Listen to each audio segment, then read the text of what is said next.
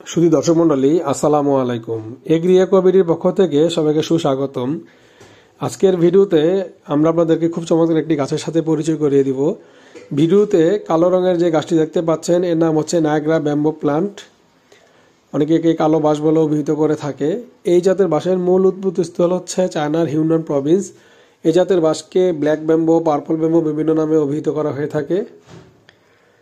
এটি একটি hardy bamboo এবং এর পাতাগুলো চিরসবুজ।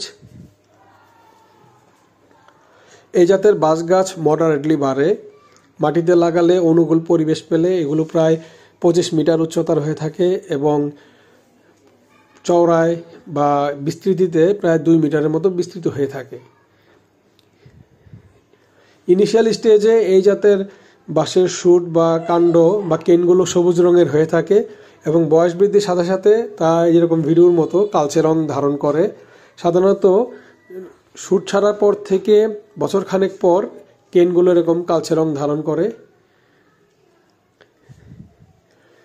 ল্যান্ডস্কেপিংয়ে এই জাতটি বহুল ব্যবহার করা হয়ে থাকে, কারণ হচ্ছে এর কেনগুলো কালো রং এবং পাতা চিরসবুজ। সবুজের সাথে কালোর কম্বিনেশনে খুব সুন্দর একটি ভিউ তৈরি হয়। বিদায় আমরা বিভিন্ন ল্যান্ডস্কেপিং প্রজেক্টে বা বিভিন্ন ইকো রিসোর্টে, বিভিন্ন রেস্টুরেন্টে এই জাতের বাঁশ গাছ আমরা ব্যবহার করে থাকি বা ওয়ার্ল্ডওয়াইড বিভিন্ন ল্যান্ডস্কেপিং প্রজেক্টে ব্যবহার করা হয়ে থাকে।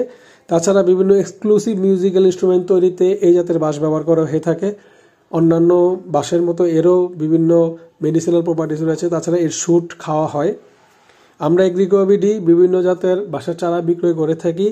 যারা তাদের বিভিন্ন প্রজেক্টে বাঁশের চারা লাগাতে ইচ্ছুক তারা প্লিজ আমাদের ফেসবুক পেজ এগ্রি অ্যাকোয়াবিডি মেসেঞ্জারে নক করতে পারেন, অথবা আমাদের কন্ট্যাক্ট নাম্বার 01715256077 নম্বরে কল করে বিস্তারিত জেনে নিতে পারেন।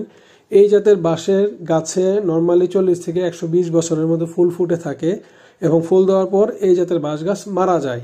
তবে খুব কম সময় ন্যাচারালি পলিনেশন ঘটে ফুল এসে থাকে। সবাই ভালো থাকুন, সুস্থ থাকুন। আল্লাহ হাফেজ।